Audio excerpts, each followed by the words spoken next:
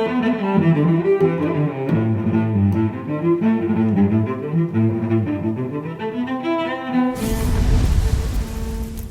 guys, Phil Baumhard here. So for today's knife of the week, I got another big Bowie knife to show you. This one is the Aquila Raider Bowie.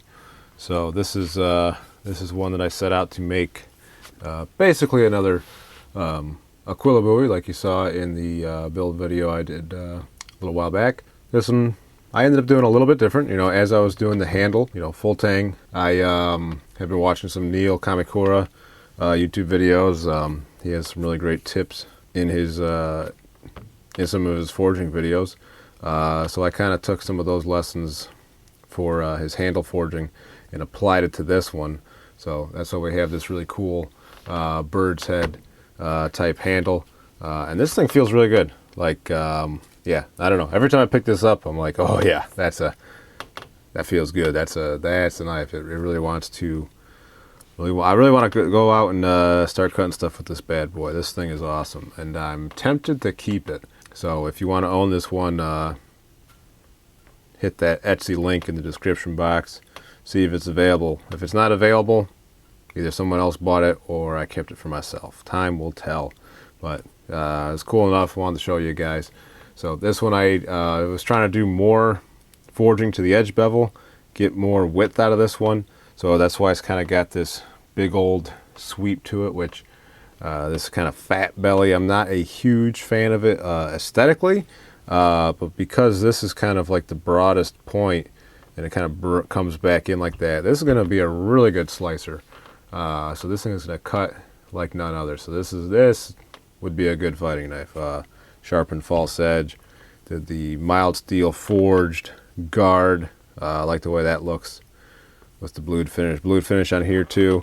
This has definitely got more of a kind of a high saber grind, and you can see the kind of the fire scale remnants on there through the blue, and there's a little bit right there because I got this thing pretty thin, or pretty much to shape with the forging. I did do some grinding on it, did some hand polishing, so really smooth edge bevels. That came out well. I'm still working on my hand sanding, hand polishing on these blades, but we're getting there. So grip is going to be curly maple back in here. We got some nice tiger stripe pattern going on there.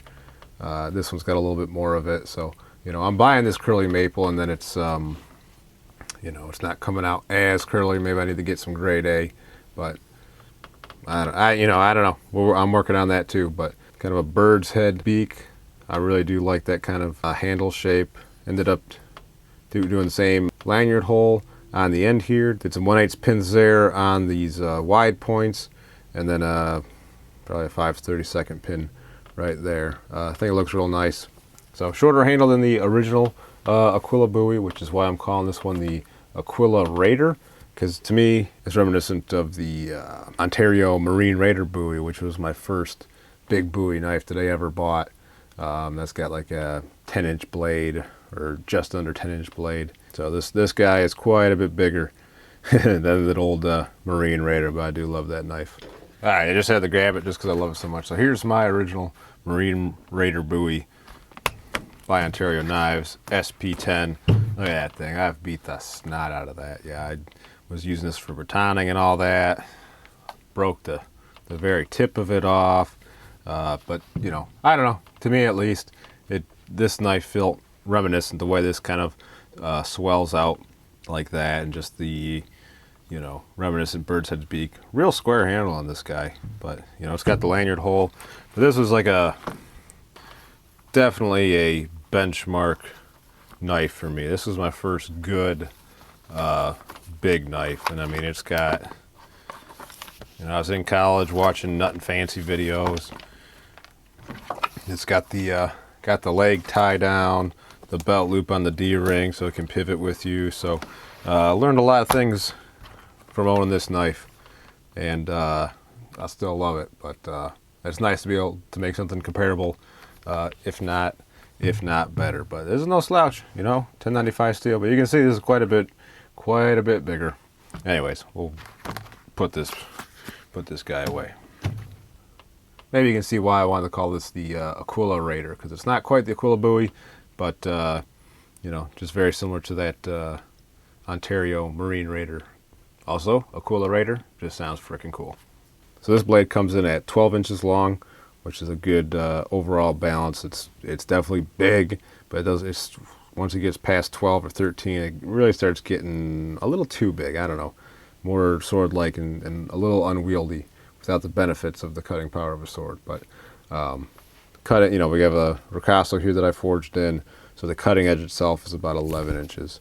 Yeah, so again, working the edge bevels, 2-inch starting stock, ended up being 2 5/16 inches, so just an eighth under 2 1/4 inches. Weight 1 pound 7.8 ounces. With the sheath, it's going to be 1 pound 15 ounces. Here's a look at that sheath. Same simple belt loop sheath riveted on there. Did the stamping decorations. Got the eagle coin concho on there. But looks good. I'm happy with it. I mean, that's a handsome looking knife. You say, I don't know.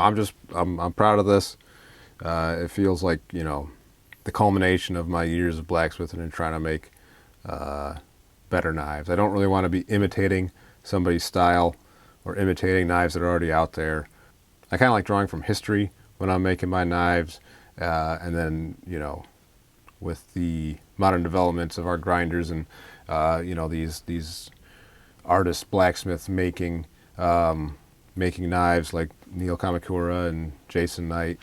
You know, you get these really cool handle designs, and I enjoy doing that. I'll have some videos doing this sort of forging out a full tang like this. This is really just me going for it and enjoying the craft. And yeah, I do like making videos. You know, I've basically, from the second knife I ever made, you know, I had a video camera going and I was putting them on YouTube for better or worse. But you know, I really do love blacksmithing, and sometimes I just like to focus on the art and craft itself and not worry about, you know, turning the camera on and off, getting a good angle, you know, explaining what I'm doing. Sometimes I just need to do it for me. So don't worry, there'll be actual build videos doing this kind of thing to come. But for now, I just want to show you this finished blade. But big chunk and blade, so balance point is going to be a little bit far out from the guard. Yeah, there we go, right about there. So maybe 2 or 3 inches from the guard. Still not too bad, you know. It's forward heavy. It wants to chop, but I like that because this thing will cut and chop with the best of them. You can do kind of a saber grip, keeps the blade in line with your hand and wrist. And with that forward heavy weight, you know, you just roll your hand over for that back cut if you're using this knife defensively. So anyways, that's all I got for you guys. So hit up the Etsy link if you want to own this or another knife like it. You can always ask me to do a custom order for you if there's something I've made in the past or something unique that you want me to take a crack at. I'd be happy to do that. Message me on Etsy. I also have an Instagram where I post all my finished knives on there. You can also, you'll see my works in progress that I post on the story. Links for all that are in the description box. But that's all I got for you guys today. Thank you so much for watching, and until next time, be more Viking.